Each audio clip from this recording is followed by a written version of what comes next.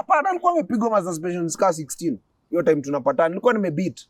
What do you mean 16? Umesuspend mara 16 Ben? Shule different. Kuna shule fulani nilipigwa suspensions ka 4. One piga suspension na in a span of high school 2.5 years. At 2.5. Hiyo time hasi nilikuwa naingia kuna shule fulani iko Nax nilisoma wiki 2.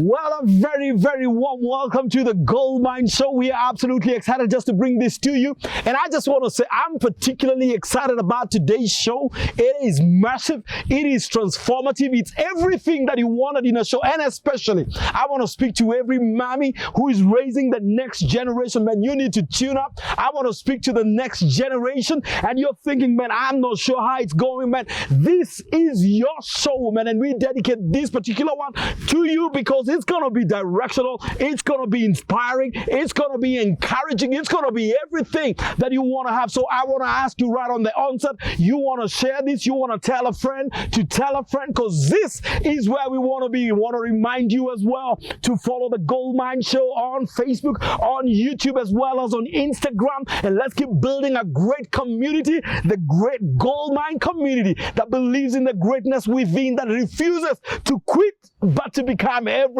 man. I've got an amazing guest, and let me say for the record, man, he's on set due to public demand, man. The other day we asked, who do you want to listen to? And I think we want to do this a whole lot more. And they said, none other than my guest today, the one and only Bennyhinn, Walubengo. You got it. So good to have you on the show, man. Thank you so much. Karibu baba. Thank you. Man, walikuitisha. Mazi. Public demand. Public demand. If passion was a person, yes, then it will be Dennis. Hey, Mazi, you do this thing passionate. My friend, when you find your space, I think you just want to give it the best you can, man. It's like you're born to do this. It's like I was born to do this, man. I mean, you want to give it your very all, man.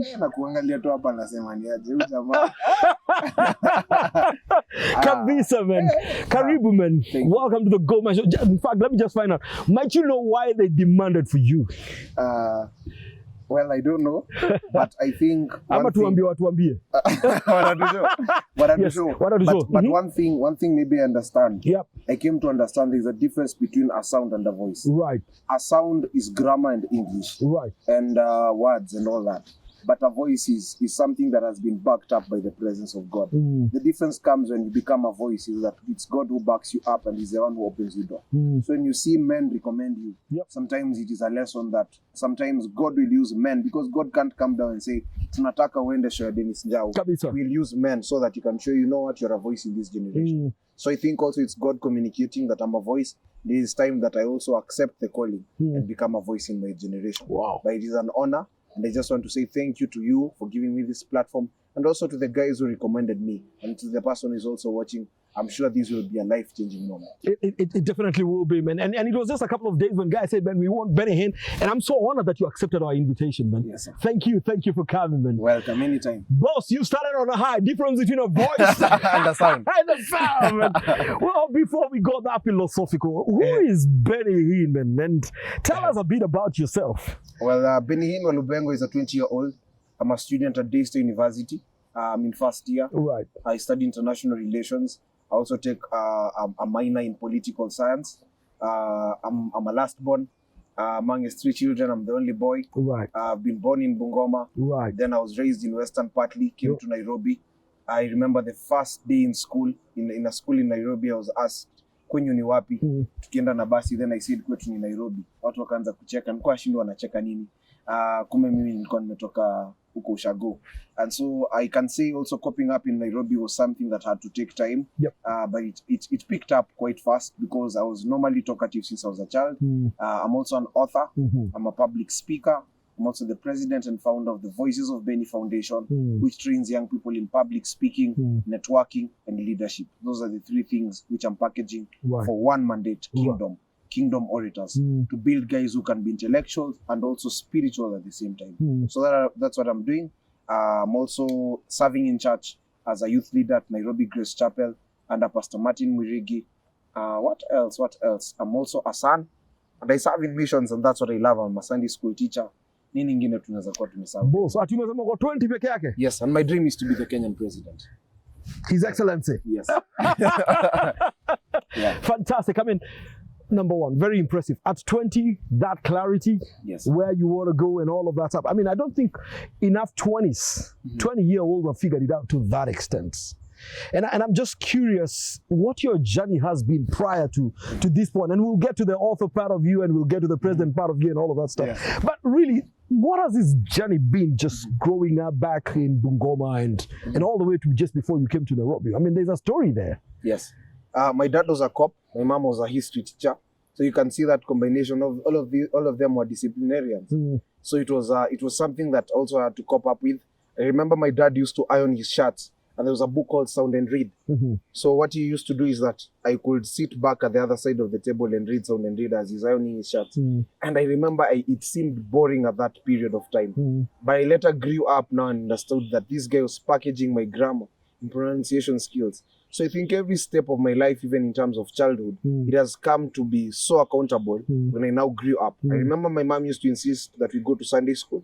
At that time, you could go there and sing, Father Abraham had many sons, and go back home. It seemed also boring at that given period. But all these times, foundations were being created. And even the name that I was given was so intentional, Bennyhinn Walubengo. Bennyhinn is a preacher and a televangelist. And during this period that I'm born, he had just come to bring an outburst of revival in Kenya. Walubengo was my great-grandfather. He was a chief, a senior chief in our clan. He was also a leader. So I think I was just birthmarked to be a leader from the time I was a child. But then all these things, you see, purpose is packaged differently. We all go in a hotel to eat chips. Some will eat chapati, some will eat rice. Our intention is that we all eat food. But this food has been packaged very differently. At the end of the day, all of us shall be satisfied. But our tastes are very different. So I came to realize that God will always package purpose in a very different way. Some of us will package purpose through pain.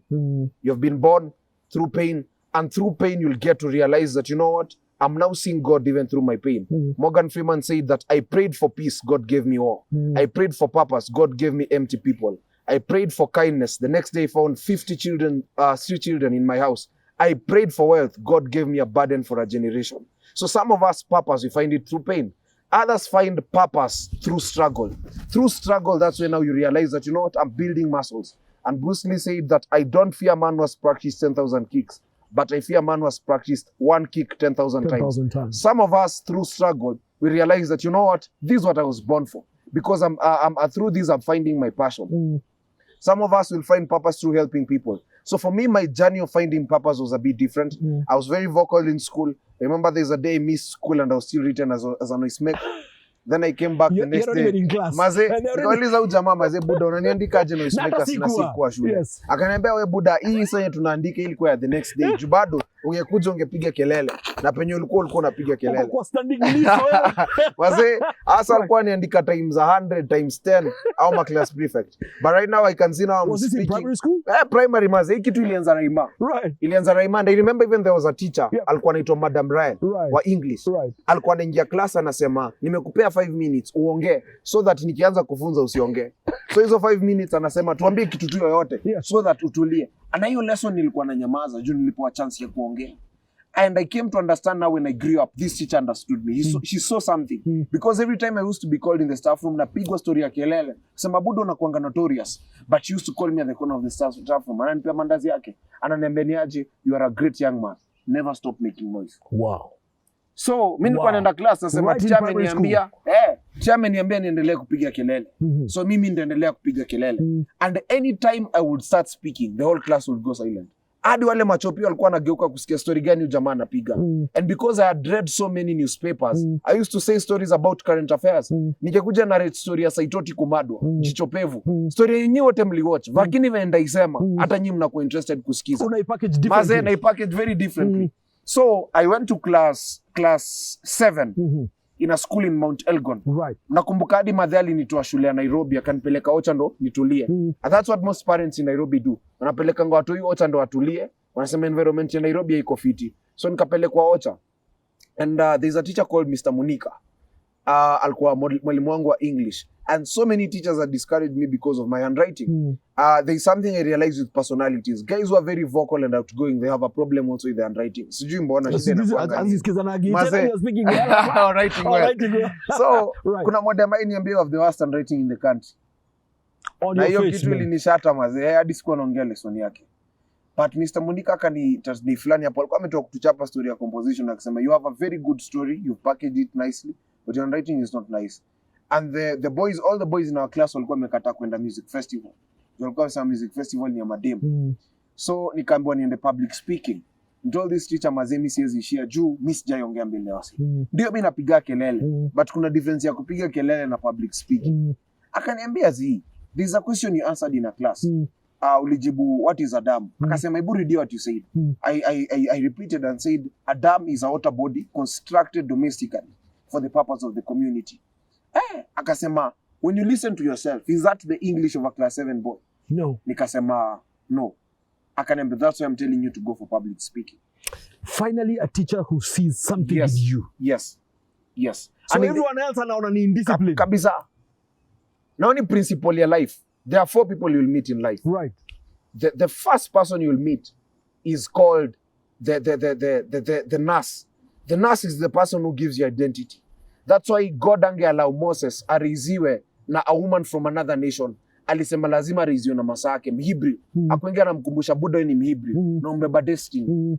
So God will always provide someone will raise you in life. Someone will give you an identity. Either way, unaweza kuwa umezaliwa kwa familia enye hakuna mtu mwenye ako present ku raise. But God ata make sure ameleta mtu wa ku raise na kupe identity. Kuna mtu wa pili utapatana naye. Mtu wa pili anaitwa Potiphar. Potiphar ni mtu mwenye anakupeanga an opportunity in the palace. Wewe ku study na ku build capacity, ku build muscles, ku discover purpose, kusoma systems za palace. Potiphar atakupa opportunity ya ku meet the next person in life. Now the next person you meet in here between, unapatananga naye kwa prison. Ndo mtu mwenye atakumention before the king. Now how you will deal with this person will matter. Now remember Joseph alipatana na wase kwa prison. Alipatana na msee mmoja mwenye alimwambia ni aje Buddha unaenda kukufa. Na huyu jamaa akaenda kukufa. And this is now networks. The networks you'll meet, wale watu watakwambia they know show yako ni fiti, keep on doing what you're doing. Na waende.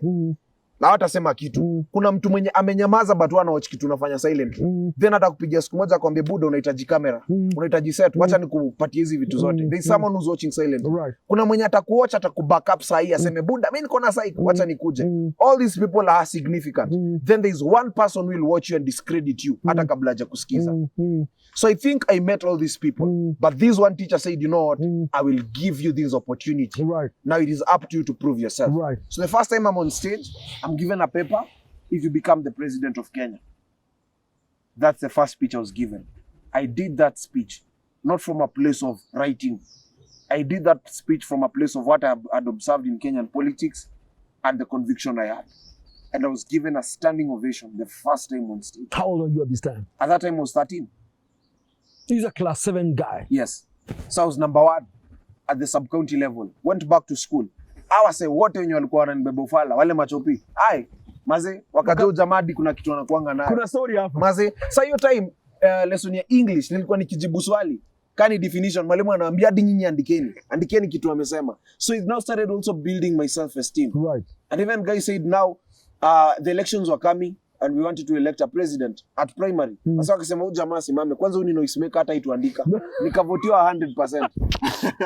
Karibu ingia na bojo. Ingia 100%. Right. So I also went to the county level. I was given another speech if I become the Minister of Education. I did that, became number 1. Went to the regionals. I was given if I become the governor.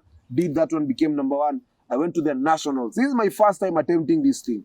Then I was given if I become the president. And I was giving this speech before the president of Kenya, Mwai Kibaki. You did as he listened? Yes. The very guy they confused for a noise maker. Yes. Troublemaker. Yes. This teacher saw a difference. Yes. So I went back now to school And they were now electing at a county level who can represent all primary schools. But how was that presented before His Excellency? It was good, maze. Ilikuwa fiti. No, if I was a president. Ilikuwa fiti, maze. Kwanza nilimaliza na quote fulani. Inasema, I don't, yo ya Bruce Lee. Yeah. Nikamaliza na hiyo na nikampiga tena ingine modo. Maze, yeah. Nilikuwa nimepackage quotes kadhaa. Nilikuwa nimesema niaje, hii ndo ndaanza nayo, alafu ndamaliza nayo. Nikasema maze, nikasema, sometimes in this world, you need someone who's like the sun. Because during the night they can be like the moon. Na nikakaa chini. President akafurahi. Nikaona amefanya hivyo. Nikajoin confirmation. So now I went back to school. They said the easy mistake also amenipea speech nikuwe president.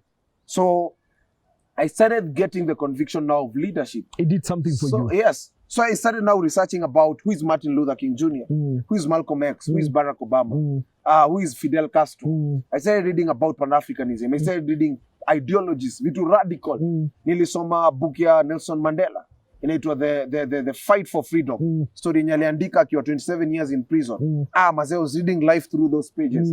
I started reading Barack Obama. So now, anytime I started now envisioning, if I'm given a chance to speak right now, how could I speak? I watched Martin Luther King. I have a dream. I watched Barack Obama. I started going now back to YouTube. Yes, we can. I started watching PLO Lumumba, Magulification of Africa. And I started getting now the conviction, not just to be a speaker, but to fight for a cause. So now when I went to school, high school, my first school, maybe I won't mention it, then it's going more discredit. But when nilingia shule maze siku ya kwanza day 1, nikaikuwa form 1 school captain. So this guy is a good speaker, he's a good orator. Yes.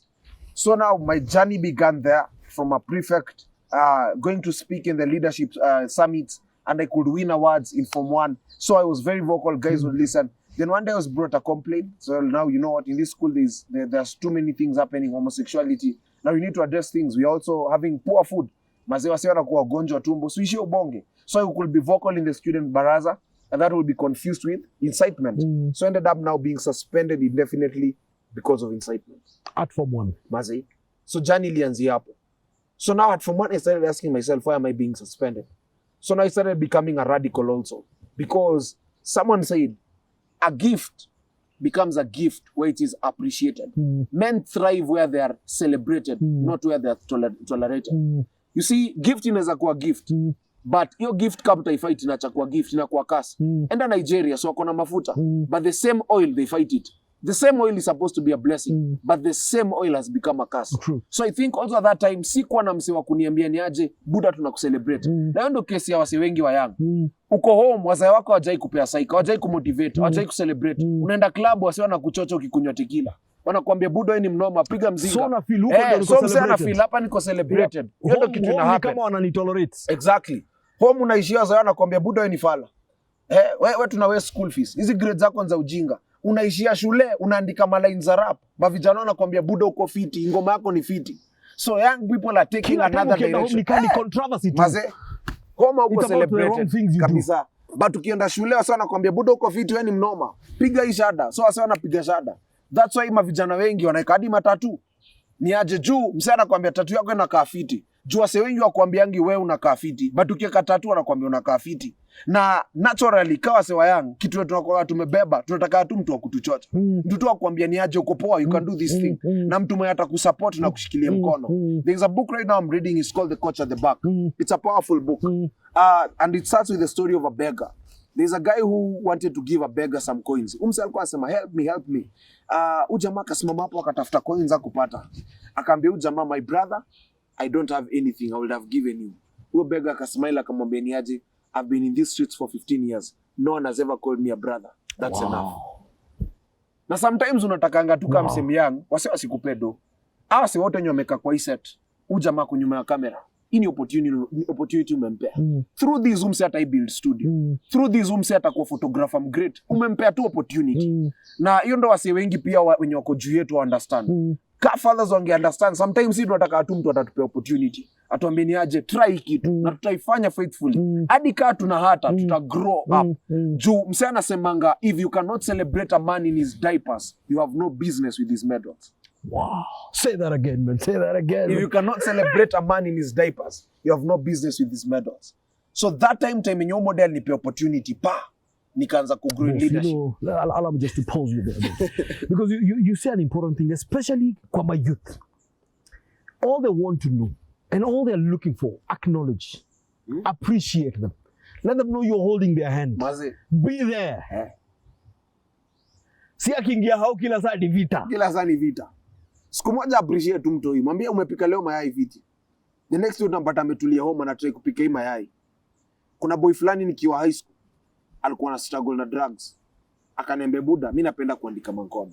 Mimi naivanga juu wazae waliniambia niaje music industry ya Kenya itaishia place. Na nikishia daro siwezi perform. So yeye anataka kushinda akiwa high, joezi face realities of life. Kaambia niaje leta hizo mangoma zako. Tukwenge tunaandika. So akiandika ananiletea anapiga rap, mimi namsikiza. I never even told him to leave drugs. After some time he saw value in himself. Akaniambia buda ndaanza kupunguza hizi mapafu zenye napiga. With time umse akaanza kuona niaje hii kitu inaja. Because you see when a man discovers the value he has carried, hadi anaonanga hakuna haja hizi vitu. Hizi vitu unaweza ziacha. Mse alisema when your dream is too big, some things are too small. Show the depth of the dream and this person will see the depth of the conviction. Wow. Hiyo ndio kitu ina happening. Wow.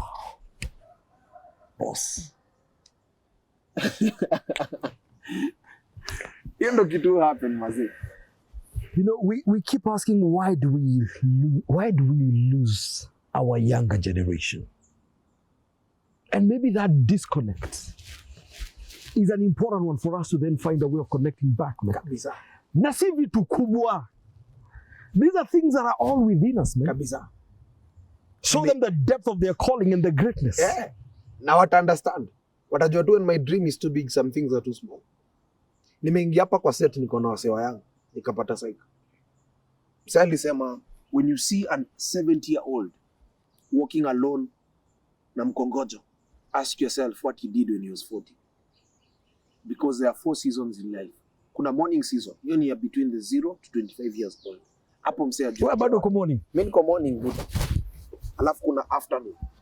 Afternoon season ni time yenye saa mse ameanza kufigure out purpose yake na ameanza kupata benefits za purpose. Mse amepata job, amepata kakeja. Hii afternoon ndo jua iko bright kabisa. Raise wase wengi. Evening itakuja. Evening ni time umeretire.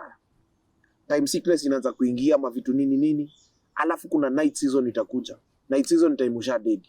Evening season ikikam, hapo unatakanga macho yako wear out, unatakanga mse mwenye anaona brighter akushikilie mkono wa kulinda.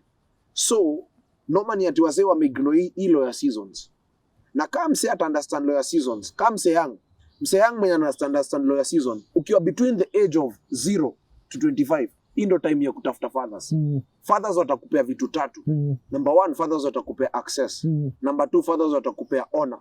Watakupea wisdom. And number 3, fathers watakupatia, ukiona fathers wanakupea reciprocity na watakulift on their shoulders, now you will walk. Aya, fathers now wanafaa watafute sons. The moment you give a son support, kitu moja unafanya, you are lengthening your life. God atakupea long life, ndo na hawa sewa kigrow. God does not give people things. God gives people assignments and burdens. You see, if you pray right now for a car, God atangalia, what will this car do?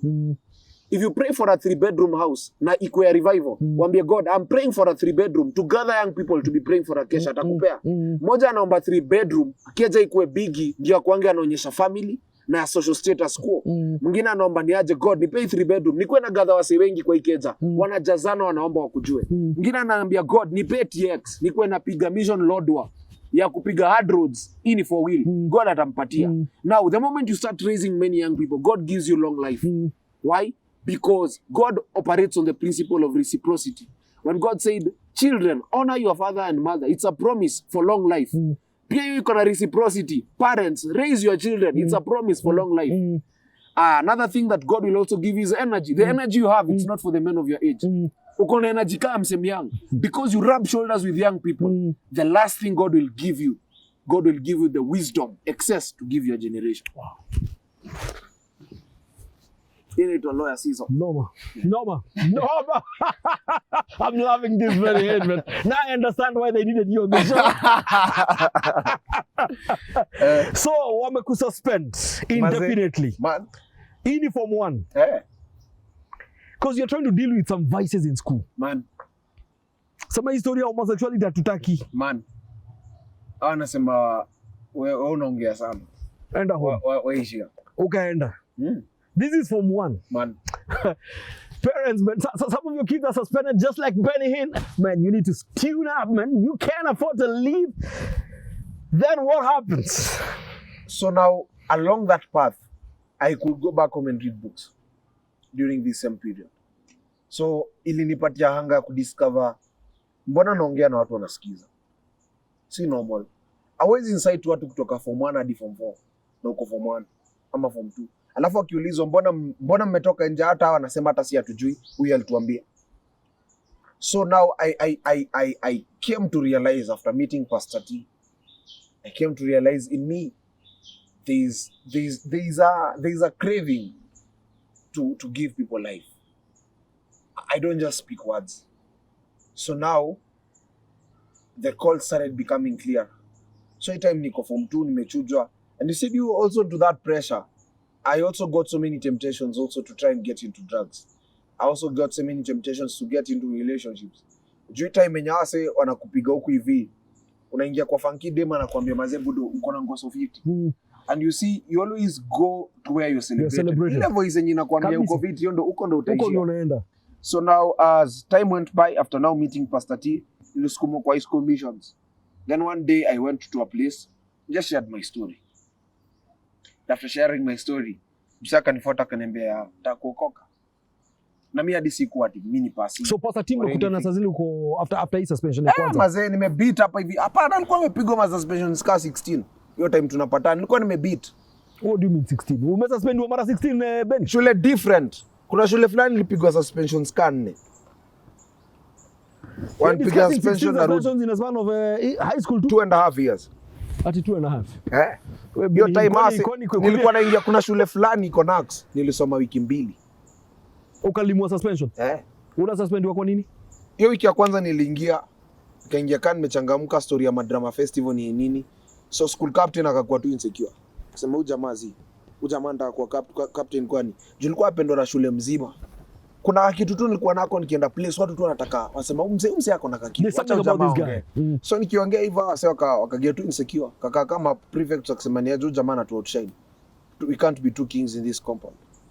Moja lazima aende. So nikakiwa tu kikesi, mimi nikaitoka kwa principal kamba umefanya hivi na hivi na wase wako na evidence wanasema pia shule zingine umechujwa. So nikachujwa tu hivyo. So mzazi anaitwa kamba mtoto wako amefanya hivi na tuko na evidence, shule zingine zinatuambia pia amefanya hivi. So ikakuwa ndoma. So how many schools did you go through? 7 in total. Chief, 7 schools, 16 suspensions. Yes. Tell us something about that, bro. Tell us something about that. Now, during that period, through learning in those 7 schools, I got to win so many medals, the great debaters, because I was going in different regions. I have medals in all regions in this country, apart from Northeastern and Coast. So now, I think also, when God wants to package you up, He takes you through a journey. The difference between God and Satan, God can bless you, Satan can also bless you. But Satan never takes you through a journey. Satan can't taka kitu sahi nawe, hata kupea raka. Ya juangi story ya process. Now God took me through a journey. And during this period, number one, it humbled me. Because I got to meet so many people from different backgrounds, the rich, the poor, middle class. I got to see challenges from a different perspective. And then nikapata conviction. My generation, we need God. Nilikuwa naona vitu zenye wasa wanapitia, wasa wana struggle na masturbation, depression, parenting, stories of self-esteem, wasa wengine wananga school fees. Nilipata conviction through all these things. And also now for me at a personal level, because these things happened to me, I told myself, this thing should not happen to anyone else. Just because you're talkative, just because you're outgoing, school should never confuse and wakumak wasemeniaje tuna profile say schools have killed dreams in this country. Many schools. Watu wengi wenye wamekuwa outgoing drama festival, music festival. Hadi hasa wako nyuma ya set waulize. Wase wenye wako naturally ni creative. Shule zilikuwa zinakufight. Kama uko fit academically, shule inakwambia inaua dream yako. The first enemy to people in this country, or the first friend inakuanga shule. If you get a school which appreciates you, itakubuild. Ukipata shule itakuwa kabisa. So all these things now became a revelation at a different level. And now when I now came to sit down I came to realize that my mandate is not just to be a political leader. My mandate is to bring value in my generation. So I went back to God. Do you think within the 7 schools, 16 suspensions, do you think either the schools misunderstood you? Yes. Or what would you attribute I think this also to? the schools are very... And I ask this because I know a lot of parents go through this. And in the same way, a lot of students also equally going through these things. I think noma inakuanga schools, there is a way in which a student should behave. Tumekanika ka routine. Mtu anafaa kuje shule, atulie, asome, na asikue hivi. Na hii generation tunapata watu wako very different. Watu wako vocal, watu wenye wanaji-express. Generation yetu si kaa yenyu. Generation yetu ni watu wenye wanza ji-express. Mtu anakuambia mimi nataka hivi, nitakuwa hivi. Huyu ni mtu mwenye at the age of 7, 8, akona vision already, anajua purpose ni nini. Au na watu wanajua kupray. Time yenyu ilikuwa ina take time kiasi ndo wase wajue. So generation yetu ni very different. So schools ni mistake kwa vocal. Juu ningetoa speech parade.